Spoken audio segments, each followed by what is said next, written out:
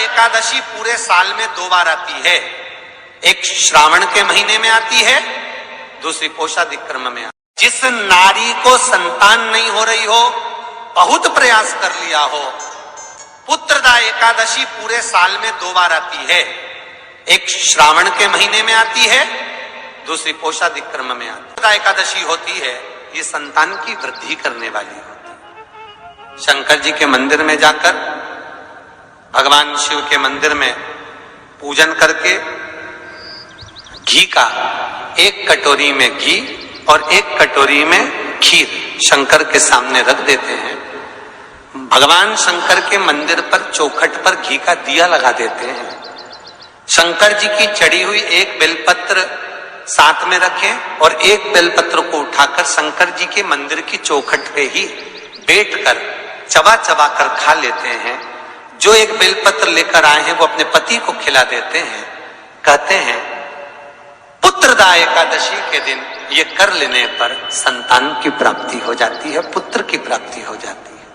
महापुराण की कथा कहती है, आप अगर विश्वास रखे हो, सफेद आंकड़े की जड़, जिस नारी का संतान नहीं हो, गर्भ नहीं ठहरा हो, सफेद आंकड़े की जड़, जिस देव अधिदेव महादेव की कथा जिस तुम्बरुका जी ने श्रवण कराई है, शंकर भगवान जिनके सामने बैठकर शिव पुराण की कथा सुन रहे हैं, उन तुमरुका जी का नाम लेकर शिवलिंग पे से 21 बार घुमाकर मंदिर में ही कमर पर 7वें दिन रजस्वला धर्म के जो बांध लेता है और 1 पीपल का पत्ता अवधूतेश्वर महादेव का नाम लेकर शंकर पर चढ़ाकर उसको गाय के दूध में उकाल कर रात्रि को दोनों पति पत्नी अगर पीकर सोते हैं, 3 महीने में भगवान भोलेनाथ उसकी गोद भर देते हैं। ये शिव तत्व। शंकर देता जरूर है। अच्छा, संतान नहीं हो, किसी नारी की गोद अगर,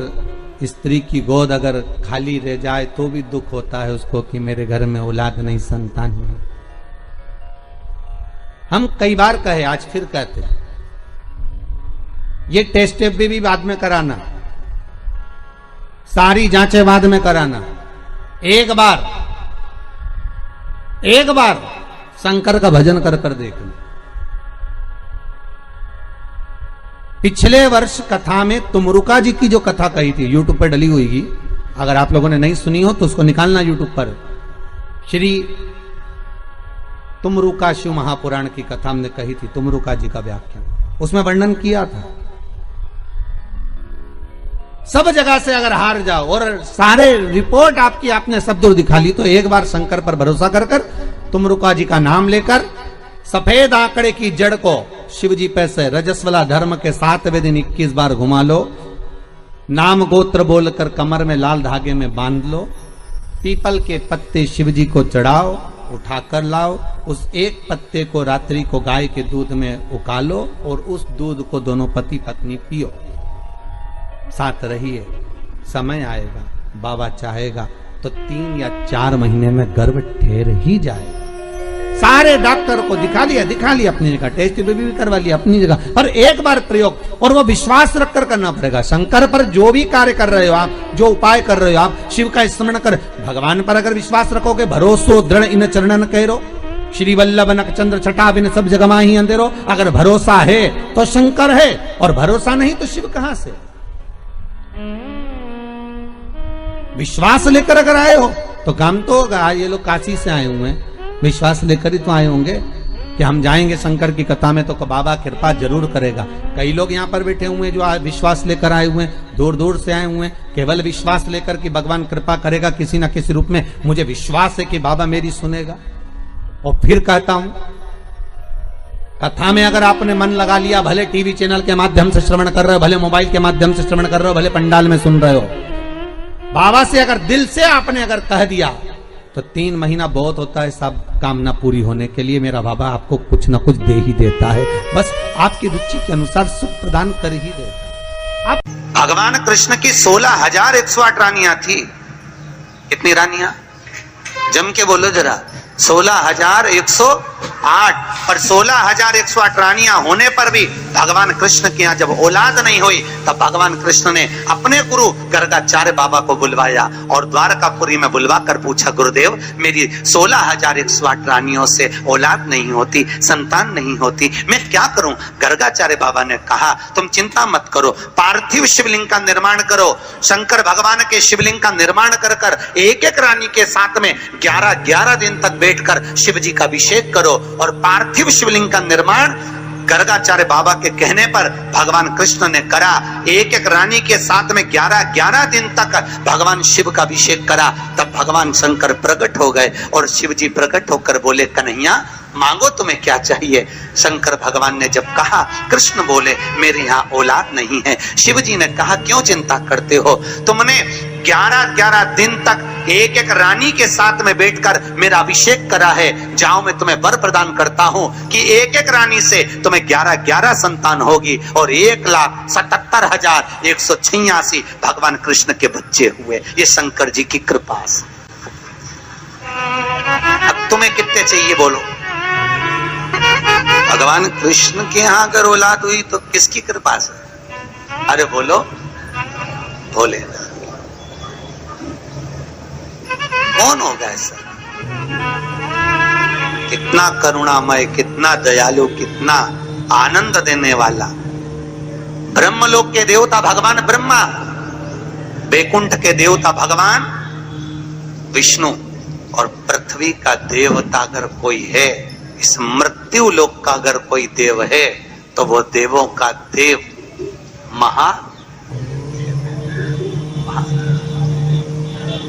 पृथ्वी का देव है, मृत्यु लोक का देव है महादेव। शंकर जी कहते हैं, भले तू ब्रह्मा को भज, चाहे तेरी मर्जी पड़े नारायण को भज, पर मृत्यु लोक का देव तो मैं हूं, पाला तो मुझसे पड़ना है ना, तब निपटूंगा तेरे से। अभी तू जा। फिर पाला कब पड़ता है? जब थोड़ी सी भी दिक्कत आ जाए, परेशानी आ जाए, एक्सीडेंट हो जाए, ब्लड प्रेशर ऊंचा नीचा हो जाए, शुगर बढ़ जाए, अटैक आ जाए, तब सीधे पंडित जी को फोन लगा के बोले महामृत्युंजय का पाठ करा दो। शंकर जी बोले अब आया मेरे पाले में, अब आया। और लगे सब पाठ करने के लिए। भगवान नारायण का अगर विवाह भी कराने वाला कोई है लक्ष्मी से तो वो मेरा शिव ही है। कौन ने कराया था विवाह? शंकर भगवान। क्या नाम है माता लक्ष्मी की, माता जी का? अरे यहीं तो कोई ऊपर बोल रहा था, गुरुजी हमारे गुलबर्गा में तो खूब कथा होती है। आपको मालूम है गुरुजी, खूब कथा हुए हमारे यहाँ, खूब कथा चले। तो हमने कहा अच्छी बात है, बताओ जल्दी से माता लक्ष्मी जी की माँ का नाम क्या? बोलो तो। हर हर महादेव। माता लक्ष्मी की माँ का नाम था ख्याति देवी। क्या नाम था? ख्याति देवी। कितनी लक्ष्मी हुई? अष्टलक्ष्मी। उसमें से नारायण को कितनी लक्ष्मी भी आई? 2 लक्ष्मी। एक माता ख्याति की पुत्री श्री लक्ष्मी और दूसरी समुद्र देवता की बेटी लक्ष्मी महालक्ष्मी। ये 2 लक्ष्मियां भगवान नारायण को भी आई। कौन कौन सी लक्ष्मी भी आई? जम के बोलो। एक श्री लक्ष्मी, कौन है ये? माता ख्याति की बेटी। और दूसरे नंबर पर महालक्ष्मी, कौन है ये? समुद्र देवता की बेटी। अब जिस नारायण भगवान के साथ में मंदिर में लक्ष्मी जी की पूजन करते हो, वो लक्ष्मी इन दोनों में से कौन सी? बोलो जल्दी। महालक्ष्मी तो मात्र 7 दिन तक भगवान नारायण के साथ रुकी थी और 7 दिन रुकने के बाद में जब श्री लक्ष्मी ने भगवान शिव से जाकर निवेदन करा, भोलेनाथ मेरे प्रभु नारायण का विवाह समुद्र देवता की बेटी महालक्ष्मी के साथ भी हुआ है, आप करुणा करिए। तब भगवान भोलेनाथ ने पार्वती जी का एक मंगल सुमंगल आनंदमय तीज का व्रत बताया। तीज का व्रत जब श्री लक्ष्मी ने करा, वो व्रत आज भी माताएं करती हैं, निमाणी की पूजन करती हैं। आज भी सत्तू बनाती है और 3 तरह का सत्तू बनता है, आटा का, बेसन का और चावल का। तीनों का अलग अलग प्रमाण है। कल आपको कथा में बताएंगे कि आटे के सत्तू का क्या प्रमाण है, और आपको मालूम हो तो आप हमें बता देना, उसमें कोई दिक्कत वाली बात नहीं हो। और तो कथा तो ऐसी चलेगी, आधी हम बाँचे आधी तुम बाज देना।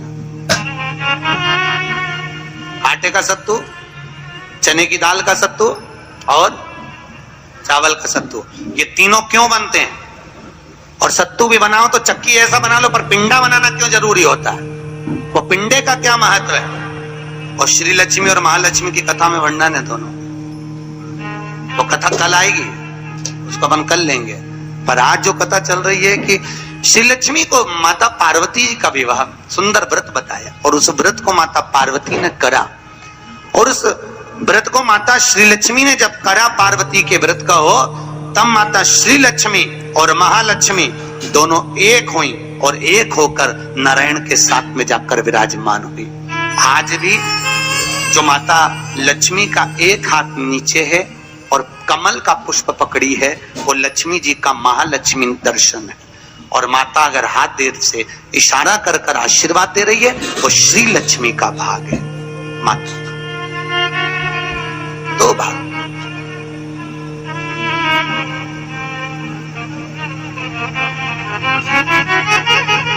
दो भाग में विराज।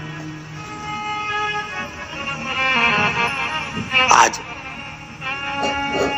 बाबा भोलेनाथ की कथा कह रही, करुणा सागर भगवान शिव जो आनंद की राशि हैं, मृत्यु लोक का जो देव है महादेव, पृथ्वी पर रहने वाले जीवों को कष्ट ना हो, उनको सुख ही देने वाले, सदा प्रसन्नता प्रदान करने वाले। बद्रीनाथ किसका था? जिस बद्रीनाथ में नारायण बैठे हुए हैं, आप लोग बोलते हैं ना बद्री विशाल भगवान की, अच्छे से बोलो, बद्री विशाल भगवान की। कौन बैठा है बद्री विशाल में? अरे बोल दो। तुम तो बोलने में भी घबराने लगे कि महाराज ना जाने क्या बोल देगा, पट्टा ही ठिकाने। कौन बैठे वहां पर? नारायण बैठे कि नहीं बैठे? तो वो बद्री विशाल किसका था? जिस बद्री विशाल के मंदिर में बद्री विशाल बैठे हैं, भगवान नारायण विराजमान हैं, वो बद्रीनाथ की भूमि किसकी थी? भगवान शिव और पार्वती का निज घर था। शिव और पार्वती वहां निवास करते थे, शंकर और पार्वती वहां रहते थे। एक बार भगवान नारायण के साथ में लक्ष्मी मैया भ्रमण के लिए निकली बद्री का आश्रम, अलकनंदा नदी के तट पर। और माता लक्ष्मी ने जैसे ही बद्रिकाश्रम को देखा, इतना सुंदर आश्रम, नारायण ने शिव जी को नमन करा, शंकर ने नारायण को नमन करा, दोनों एक दूसरे को नमन करे। और इतने में नारायण लक्ष्मी को लेकर वापिस जाने लगे, तो लक्ष्मी जी ने नारायण को रोक लिया और कहा, प्रभु रुकिए, मेरे वचन को सुनो, ये बद्रिकाश्रम मुझे बहुत अच्छा लग रहा है, नाथ कुछ भी करो पर ये बद्रिकाश्रम मेरा होना चाहिए। भगवान नारायण ने कहा, लक्ष्मी ये कभी नहीं हो सकता, क्योंकि यह शिव का वासा, ये शंकर की जगह है, ये भोलेनाथ जी की जगह है। और अगर ये शंकर जी का निज निवास है, शंकर जी का स्थान है, तो तुम्हारा कैसे हो सकता है? लक्ष्मी जी बोली, प्रभु चाहे कुछ भी हो जाए पर ये बद्रिकाश्रम मेरा होना चाहिए। लक्ष्मी जी जिद बैठ गई। होता है, पत्नी अगर जिद बैठ जाए तो तुम्हें तो मालूम है, आधी रात के मेडिकल खुलवा के बाम की शीशी लेके आए, तो वो तो बद्रिकाश्रम।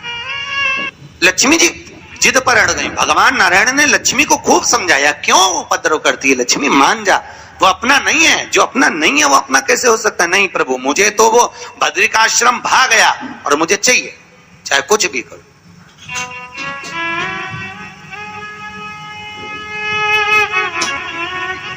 और देखो, अगर भाग्य में है, किस्मत में है, तो जरूर मिलता, जरूर।